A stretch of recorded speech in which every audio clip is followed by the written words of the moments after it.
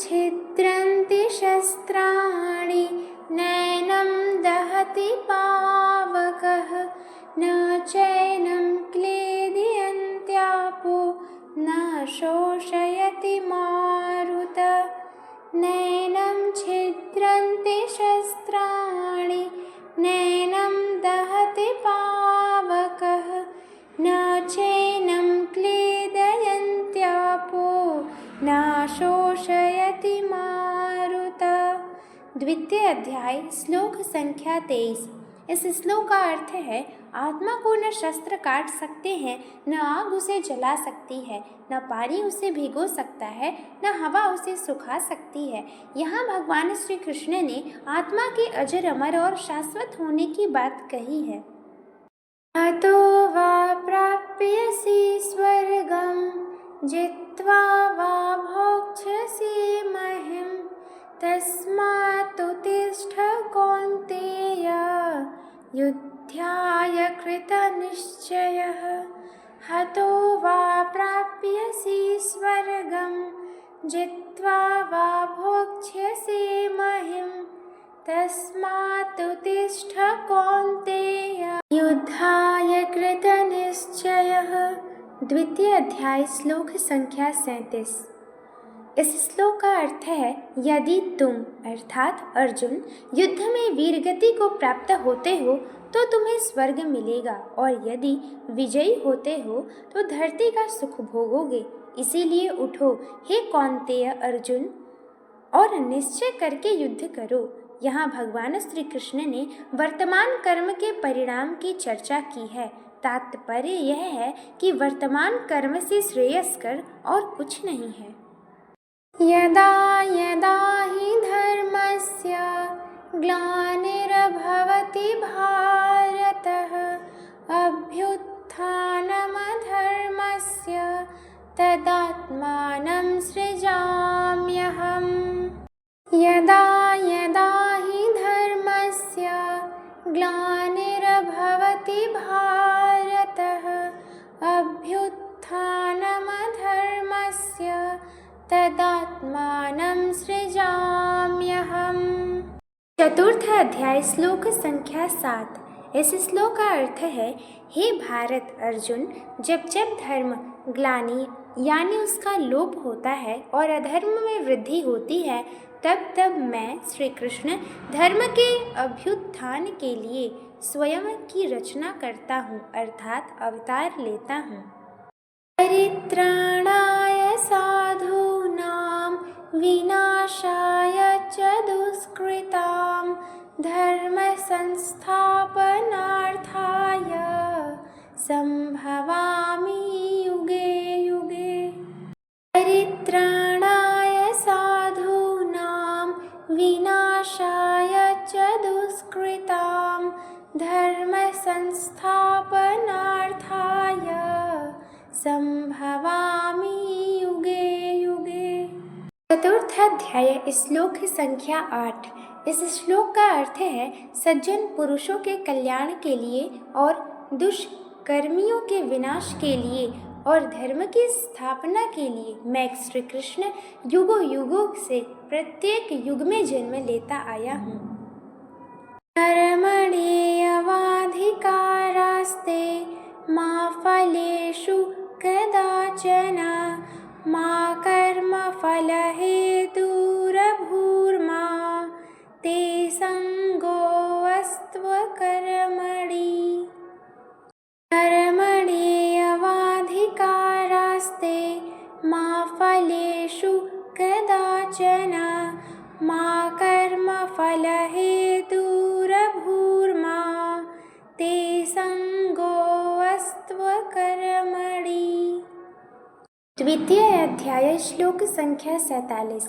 इस श्लोक का अर्थ है, कर्म पर ही तुम्हारा अधिकार है, लेकिन कर्म के फलों में कभी नहीं।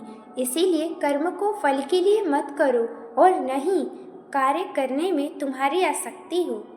यह श्रीमद् भगवद गीता के सर्वाधिक महत्वपूर्ण श्लोकों में से एक है, जो कर्मयोग के दर्शन का मूल आधार है। ध्यायतो विषयान् पुंसः संगस्तेषु संगस्तेषुपजायते संगात् संजायते कामः कामात् क्रोधोऽभिजायते ध्यायतो विषयान् पुंसः संगस्तेषुपजायते संगात् संजायते कामः कामात् क्रोधोऽभिजायते। द्वितीय अध्याय श्लोक संख्या 62। इस श्लोक का अर्थ है विषयों वस्तुओं के बारे में सोचते रहने से मनुष्य को उनसे आसक्ति हो जाती है। इससे उनमें कामना यानी इच्छा पैदा होती है और कामनाओं में विघ्न आने से क्रोध की उत्पत्ति होती है। यहाँ भगवान श्री कृष्ण ने विषयासक्ति के दुष्परिणाम के बारे में बताया है। क्रोधात् भवति सम्मोहः सम्मोहात् स्मृतिविभ्रमः स्मृतिभ्रंशात् बुद्धिनाशो बुद्धिनाशात् प्रणश्यति। क्रोधात् भवति सम्मोहः सम्मोहात् स्मृतिविभ्रमः स्मृतिभ्रंशात् बुद्धिनाशो बुद्धिनाशात् प्रणश्यति। द्वितीय अध्याय श्लोक संख्या 63। इस श्लोक का अर्थ है क्रोध से मनुष्य की मति मारी जाती है यानी मूढ़ हो जाती है, जिससे स्मृति भ्रमित हो जाती है। स्मृति भ्रम हो जाने से मनुष्य की बुद्धि नष्ट हो जाती है और बुद्धि का नाश हो जाने पर मनुष्य खुद ही अपना ही का नाश कर बैठता है। यद्यदाचरति श्रेष्ठस्तदेवेतरो जनः स यत्प्रमाणं कुरुते लोकस्तदनुवर्तते। यद्यदाचरति श्रेष्ठस्तदेवेतरो जनः स यत्प्रमाणं कुरुते लोकस्तदनुवर्तते। तृतीय अध्याय श्लोक संख्या 21। इस श्लोक का अर्थ है श्रेष्ठ पुरुष जो आचरण यानी जो कार्य करते हैं दूसरे मनुष्य भी वैसा ही आचरण वैसा ही कार्य करते हैं। वह श्रेष्ठ पुरुष जो प्रमाण या उदाहरण प्रस्तुत करते हैं समस्त मानव समुदाय उसी का अनुसरण करने लग जाते हैं। श्रद्धावान् लभते ज्ञानं तत्परः संयतेन्द्रियः ज्ञानं लब्ध्वा परां शान्तिमचिरेणाधिगच्छति।